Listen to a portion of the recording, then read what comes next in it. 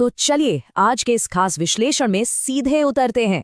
आज हम 13 मई 2026 के न्यूज धमाका ब्रॉडकास्ट को डिकोड करने वाले हैं। इस एपिसोड में जो ऊर्जा थी और जो भारी भरकम दावे किए गए थे, आज हम उनका बिल्कुल निष्पक्ष होकर टेस्ट करेंगे। शिक्षा जगत के घोटालों से लेकर देश की सुरक्षा और हमारी आपकी अर्थव्यवस्था तक इस एक छोटे से हिस्से में बहुत कुछ कवर किया गया है, एकदम तेज और ड्रामेटिक अंदाज में। तो आइए सीधे तथ्यों पर आते हैं और देखते हैं कि आखिर इस शोरगुल के पीछे की असली कहानी क्या है। सोचिए, किसी ब्रॉडकास्ट की शुरुआत ही इस सवाल से हो, क्या भारत के एजुकेशन सिस्टम को दीमक चाट रही है? मतलब सीधा और तीखा वार। ये कोई आम सी हेडलाइन नहीं है, ये ऐसा सवाल है जो सीधे आपकी भावनाओं को हिट करता है। इसी एक लाइन से ओरिजिनल ब्रॉडकास्ट का टोन सेट हो जाता है कि आगे का मुद्दा कितना सेंसिटिव होने वाला है। बिना कोई घुमाव फिराव किए सोर्स ने सीधा सिस्टम की बुनियाद पर ही सवाल खड़ा कर दिया है। पब्लिक का ध्यान खींचने का क्या गजब तरीका है ना? अब इस नाटकीय शुरुआत के बाद ब्रॉडकास्ट ने 3 मेन हेडलाइंस को टीज किया। पहला, नीट यूजी 2026 का महाघोटाला। दूसरा, ड्रैगन यानी चीन की नींद उड़ाने वाली किसी मिसाइल की तैनाती। और तीसरा, वो बढ़ती महंगाई जो सीधे हमारी और आपकी जेब खाली कर रही है। तो ये है आज का पूरा रोड मैप। इससे साफ पता चलता है कि सोर्स देश की सुरक्षा, इकोनॉमी और एजुकेशन, इन तीनों बड़े मुद्दों को एक साथ साधने की कोशिश कर रहा है। Section 1, the NEET UG 2026 cancellation, examining the deep dive. बाकी खबरों को छोड़कर अब ब्रॉडकास्ट का पूरा फोकस इस एक बड़े मुद्दे की गहराई में जाने पर है। जरा इस टाइमलाइन पर गौर कीजिए, क्योंकि ये बहुत तेजी से हुआ है। 3 मई को नीट यूजी का एग्जाम कंडक्ट होता है और ठीक 10 दिन बाद 13 मई को एग्जाम ऑफिशियली कैंसिल कर दिया जाता है। बस 10 दिन के अंदर पूरा का पूरा गेम पलट गया। ब्रॉडकास्ट ने इस घटनाक्रम को बिल्कुल पॉइंट टू पॉइंट रखा है ताकि हम समझ सकें कि यह फैसला कितनी जल्दी लिया गया। रातों रात लिए गए इस एक फैसले ने पूरे देश में जैसे भूचाल ला दिया। अब जरा इस नंबर पर ध्यान दीजिए, 22 लाख, 22 मिलियन। ये कोई छोटा मोटा नंबर नहीं है। न्यूज़ धमाका के अनुसार ये बात सिर्फ किसी कागज़ के रद्द होने की नहीं है, ये बात है उन 22 लाख स्टूडेंट्स की जिनका फ्यूचर इस वक्त पूरी तरह से हवा में लटका हुआ है। इस एक आंकड़े से ही समझ आ जाता है कि इस बवाल का स्केल कितना बड़ा है। सालों की मेहनत, रात दिन की पढ़ाई और फिर अचानक सब कुछ अनिश्चित। यही वो पॉइंट है जहां ये मुद्दा सिर्फ एक खबर नहीं रहता, बल्कि एक राष्ट्रीय चिंता बन जाता है।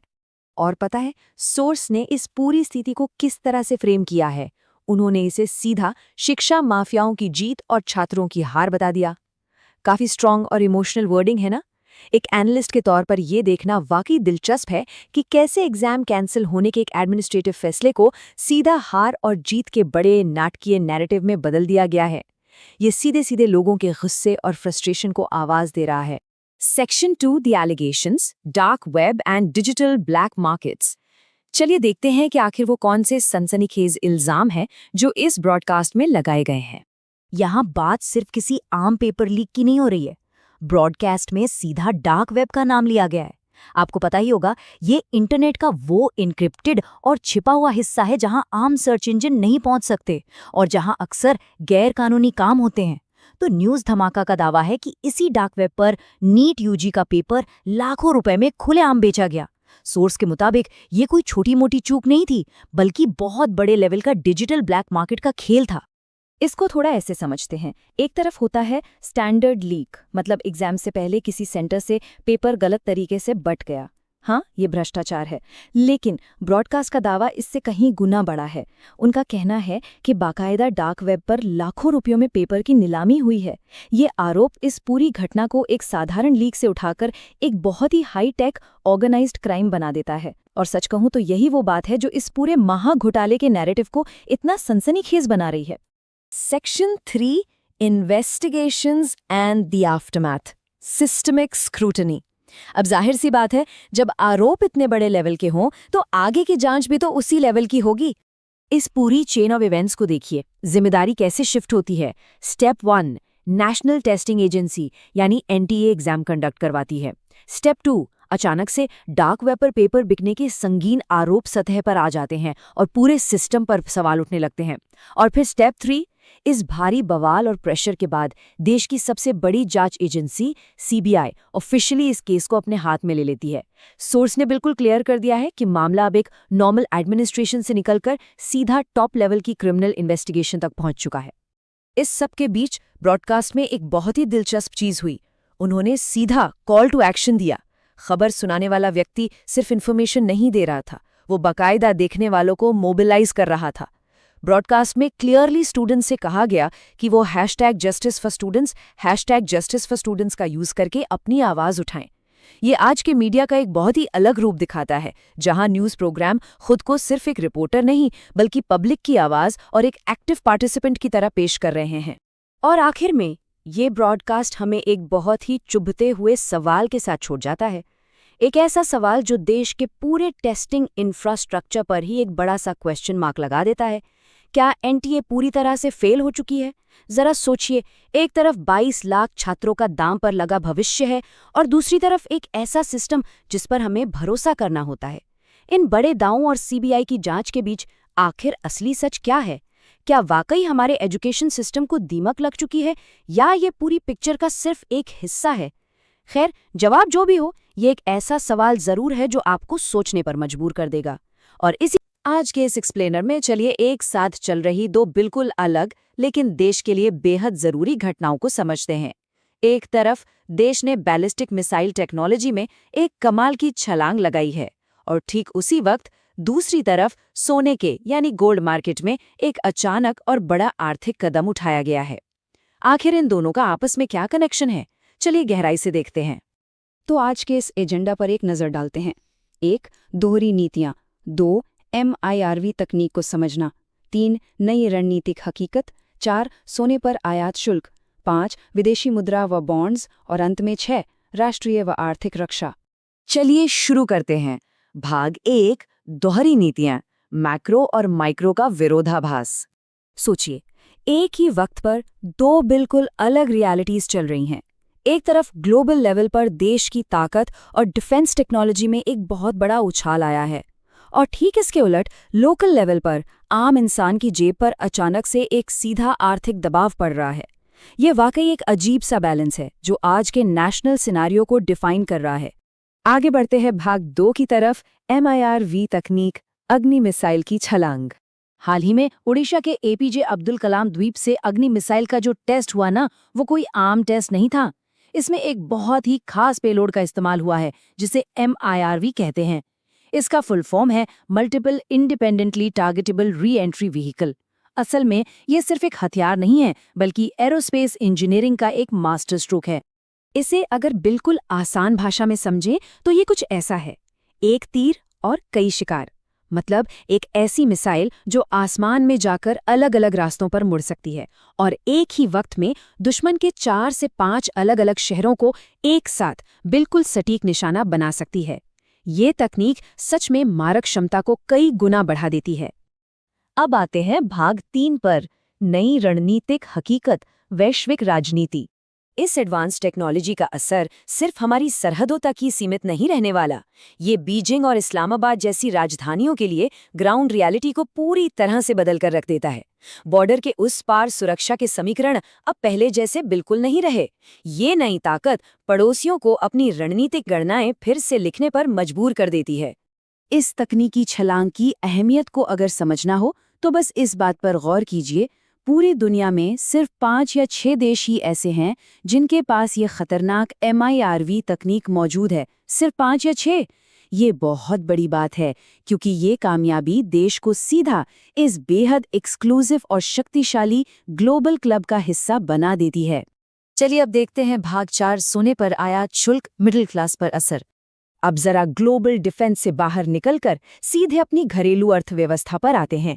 सरकार ने एक बहुत ही बड़ा और अचानक फैसला लेते हुए सोने पर इंपोर्ट ड्यूटी को 6% से बढ़ाकर सीधा 15% कर दिया है। अगर घर में शादी की तैयारी चल रही है या फिर गोल्ड में इन्वेस्ट करने का प्लान है तो सच मानिए ये जेब पर पड़ने वाला एक बहुत ही बड़ा झटका है। आगे है भाग 5, विदेशी मुद्रा व डिजिटल बॉन्ड, आर्थिक श्रृंखला। अब सवाल उठता है कि आखिर अचानक इतना बड़ा फैसला लिया क्यों गया? दरअसल इसके पीछे एक पूरे चेन रिएक्शन है। लोग बहुत ज्यादा सोना खरीद रहे थे, जिससे देश का फॉरेन एक्सचेंज रिजर्व यानी फॉरेक्स तेजी से नीचे गिर रहा था। इस गिरावट को रोकने के लिए ही सरकार को ड्यूटी बढ़ानी पड़ी। इसके पीछे एक और मकसद ये है कि लोग फिजिकल गोल्ड की बजाय डिजिटल बॉन्ड्स में पैसा लगाएं। लेकिन हाँ, इस सब का ग्राउंड लेवल पर नतीजा ये निकला कि रिटेल मार्केट में 10 ग्राम सोने की कीमत अचानक 2 से 3 हजार रुपए तक बढ़ गई। और अब आखिर में भाग 6, राष्ट्रीय व आर्थिक रक्षा, शक्ति और जेब का संतुलन। जब हम इन दोनों पैरेलल घटनाओं को एक साथ जोड़कर देखते हैं तो एक बहुत ही दिलचस्प तस्वीर बनती है। एक तरफ अग्नि मिसाइल के जरिए बॉर्डर के मिलिट्री पावर को स्ट्रॉन्ग किया जा रहा है और दूसरी तरफ सोने पर ड्यूटी बढ़ाकर विदेशी मुद्रा भंडार को बचाया जा रहा है। पर इन सबके बीच एक सच्चाई ये भी है कि ये जो इमीडिएट रिटेल इन्फ्लेशन और आर्थिक झटका है ना, वो आखिर में मिडिल क्लास को ही झेलना पड़ता है। ये पूरा एक्सप्लेनर हमें एक बहुत ही गहरे सवाल के साथ छोड़ जाता है। एक तरफ अपनी एडवांस्ड मिलिट्री पावर का गर्व है और दूसरी तरफ डोमेस्टिक इकोनॉमी को बचाने की असली कीमत। तो फिर इस मिलिट्री प्राइड और आम जिंदगी में होने वाली आर्थिक चुभन के बीच आखिर एक सही बैलेंस कैसे बनाया जाए? ये वाकई एक ऐसी बात है जिस पर हम सबको गंभीरता से तो आज 13 मई है और आज के इस डीप डाइव विश्लेषण में हम 3 बिल्कुल अलग लेकिन बहुत ही दिलचस्प क्षेत्रों की बात करने वाले हैं।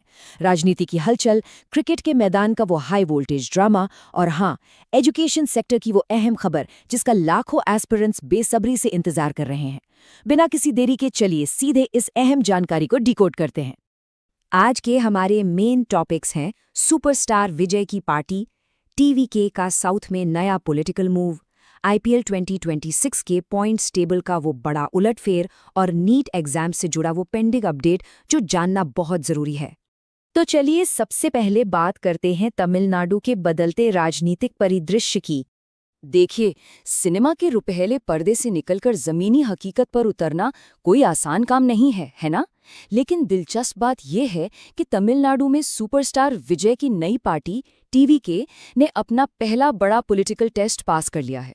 वो सिर्फ अपने स्टारडम या हवाई दावों पर निर्भर नहीं रह रहे हैं। इसके बजाय सोर्स बताते हैं कि वे सीधे जनता के बीच जा रहे हैं, एकदम ग्रास रूट लेवल पर। ये फिल्मी राजनीति से हटकर जमीनी राजनीति की तरफ एक बहुत ही स्मार्ट और रणनीतिक कदम है। मतलब वो साफ कर रहे हैं कि उनकी राजनीति सिर्फ नारों तक सीमित नहीं है, बल्कि वो सच में लोगों के बीच काम करना चाहते हैं। ये एक बहुत बड़ा शिफ्ट है। राजनीति से अब सीधे चलते हैं स्पोर्ट्स के मैदान में, जहां आईपीएल 2026 में कुछ गजब के उलटफेर देखने को मिल रहे हैं। क्रिकेट में एक ही मैच कैसे पूरी कहानी पलट सकता है, ये हमने हाल ही में देखा। गुजरात टाइटंस ने जिस शानदार तरीके से हैदराबाद को हराया है ना, उसने आईपीएल 2026 के पॉइंट्स टेबल का पूरा गणित हिला कर रख दिया है। जो इक्वेशंस कल तक एकदम सेट लग रहे थे, वो आज पूरी तरह से उलझ गए हैं। अब टॉप 4 में पहुंचने की रेस इतनी ज्यादा टाइट हो गई है कि हर एक रन और हर एक विकेट के साथ किस्मतें बदल रही हैं। इसे ही तो असली T20 क्रिकेट कहते हैं, जहां आखिरी गेंद तक कुछ भी हो सकता है। और इसी सारे रोमांचक गणित के बीच सबसे बड़ा सवाल जो हर क्रिकेट फैन के दिमाग में घूम रहा है, वो ये है, क्या शुभमन गिल अपनी टीम को सीधा फाइनल तक ले जाकर ट्रॉफी जिता पाएंगे? गुजरात के इस एग्रेसिव कमबैक के बाद गिल की लीडरशिप और उनकी बैटिंग दोनों पर ही सबकी नजरें टिक गई हैं। क्या ये विनिंग मोमेंटम आखिर तक बना रहेगा? सच कहूं तो इसका जवाब जानना किसी ब्लॉकबस्टर सस्पेंस फिल्म से कम नहीं होने वाला है। खैर, क्रिकेट के इस रोमांच की बाद अब रुक करते हैं एजुकेशन न्यूज़ का। ये अपडेट हर एस्पिरेंट के लिए बेहद क्रूशियल है। तो सबसे अहम बात यह है कि नीट रीटेस्ट यानी परीक्षा दोबारा होने की तारीख का अभी भी इंतजार किया जा रहा है। ऑफिशियल अनाउंसमेंट आनी अभी बाकी है। हम समझ सकते हैं कि ये अनिश्चितता उन सभी युवाओं के लिए कितनी चुनौतीपूर्ण है जो दिन रात एक करके तैयारी में जुटे हैं। खासकर उन कैंडिडेट्स के लिए जो सरकारी नौकरी का सपना देख रहे हैं, ये समय बहुत क्रिटिकल है। इसीलिए ऐसे वक्त में सिर्फ ऊपर ऊपर की खबरें देखना काफी नहीं होता, एक डीप और सही एनालिसिस की जरूरत होती है। सही जानकारी होना बहुत जरूरी है ताकि हर स्टूडेंट मेंटली पूरी तरह से तैयार रह सके। तो 13 मई का ये पूरा विश्लेषण हमें एक बात बहुत साफ तौर पर दिखाता है कि कैसे अलग अलग फील्ड्स की हलचलें एक साथ इम्पैक्ट डाल रही हैं। चाहे वो टीवी के पार्टी की वो नई जमीनी शुरुआत हो, आईपीएल पॉइंट्स टेबल का बदलता हुआ जटिल गणित हो, या फिर नीट एग्जाम की तारीखों का वो लंबा इंतजार। ये सभी चीजें बहुत मायने रखती हैं। जो भी कैंडिडेट्स पूरे फोकस के साथ अपनी तैयारी कर रहे हैं, उनके लिए ऐसी गहरी समीक्षा और सटीक जानकारी होना सबसे अहम है। इस अहम जानकारी को ज़्यादा से ज़्यादा शेयर करना चाहिए ताकि हर ज़रूरतमंद उम्मीदवार तक सही बात पहुंच सके। और जैसा कि हमारे आज के सोर्स में बहुत ही पॉजिटिव एनर्जी के साथ कहा गया है, जय हिंद, जय भारत। अब आखिर में एक ऐसा सवाल जो सोचने पर मजबूर कर देता है। राजनीति, खेल और एजुकेशन के इन तीनों बड़े और निर्णायक बदलावों का हमारे आने वाले कल पर क्या असर पड़ने वाला है? तमिलनाडु की राजनीति क्या नया मोड़ लेगी? आईपीएल की चमकचमाती ट्रॉफी आखिर किसके हाथ लगेगी? और लाखों परीक्षार्थियों का वो तनावपूर्ण इंतजार कब खत्म होगा? इन्हीं सवालों के जवाब भविष्य की नई कहानी लिखेंगे। गहराई से चीजों को समझने के इस बेहतरीन